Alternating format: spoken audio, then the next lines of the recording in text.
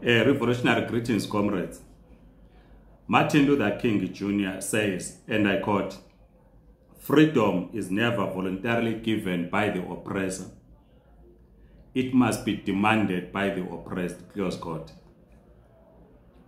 One does not need to be a rocket scientist to note that we as the people of Zimbabwe are oppressed in Zimbabwe.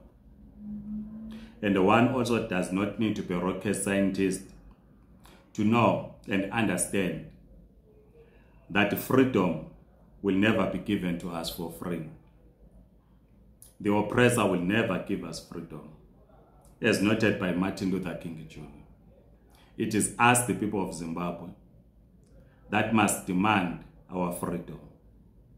And this task of demanding our freedom cannot be outsourced to anyone. It is us as the people of Zimbabwe. And we are all agreed that we need freedom in Zimbabwe. The Zimbabwe Communist Party says in its program, completing the liberation of Zimbabwe. We are going to elections in 2023. Yes, over the years, we have had challenges with the elections. Elections are rigged, people are being beaten up. Some have lost their lives, some imprisoned.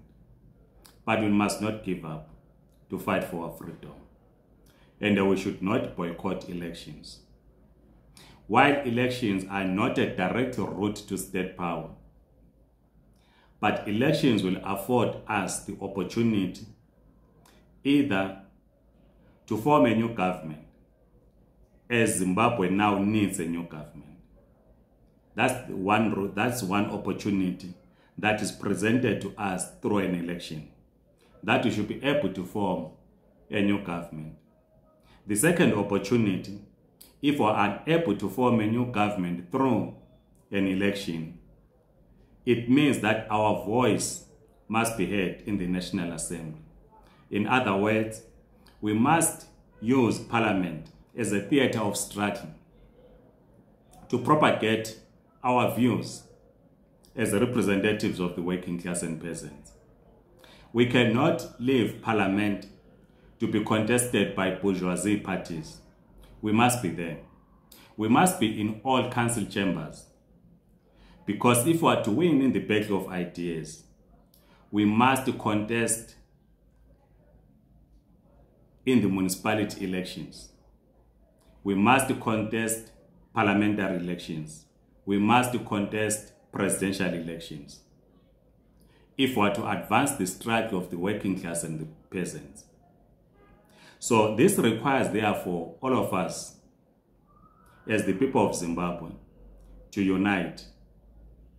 And the first unity must be demonstrated by all of us registering to vote in the 2023 elections.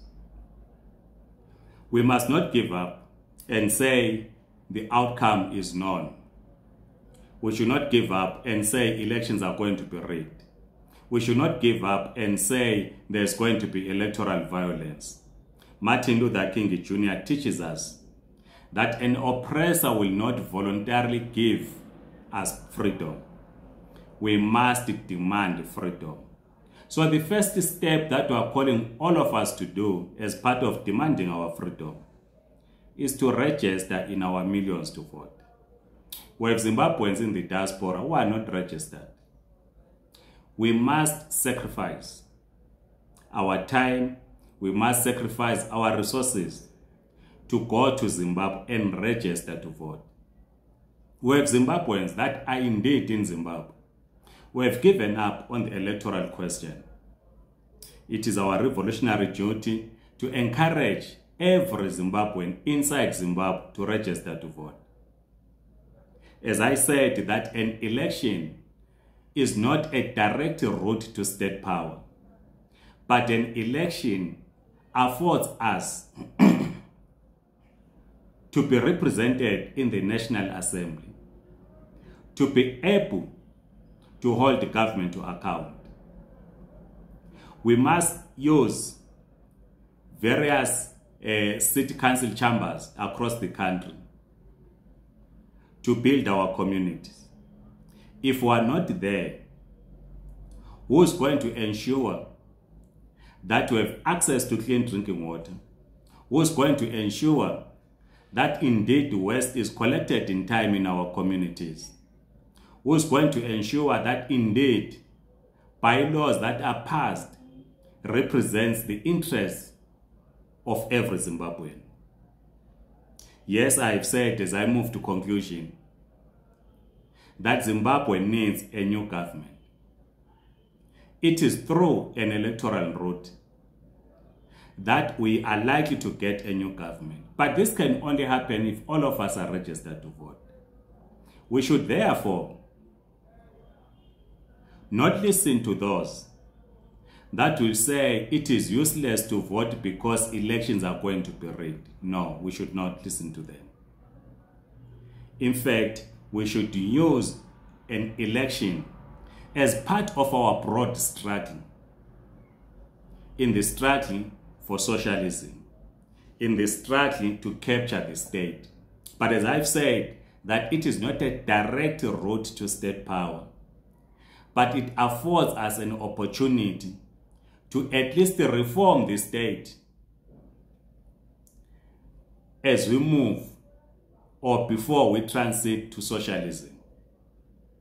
We will discuss in the next video what we mean by socialist revolution. But the first thing that we need to do, the first step, is that we must register to vote. Our conditions require us to contest ZANU-PF, to contest their liberal views in the electoral box, and we are going to do so. And we should not shy away from such contestation. We are established not as a non-governmental organization, not at all. We are a political party, a Marxist-Leninist party, whose mission is to lead the entire society into a socialist revolution so that we build a socialist economy. So let us mobilize society. Let us mobilize the broad society and ensure that every Zimbabwean inside and outside is a registered voter, and that when elections come, all of us queue. It doesn't matter how long we're going to stand in queues, but it is a sacrifice that we must do. That all of us must stand in the queue on election day. It is a sacrifice that all of us must volunteer to be polling agents to ensure that our votes are not stolen. It requires sacrifice. It requires dedication. As I conclude with the quote by Martin Luther King Jr. says, and I quote, "Freedom is never voluntarily given by the oppressor. It must be demanded by the oppressed." I call on all of you to write this, print it out in a paper, put it at the back of your door in your bedroom.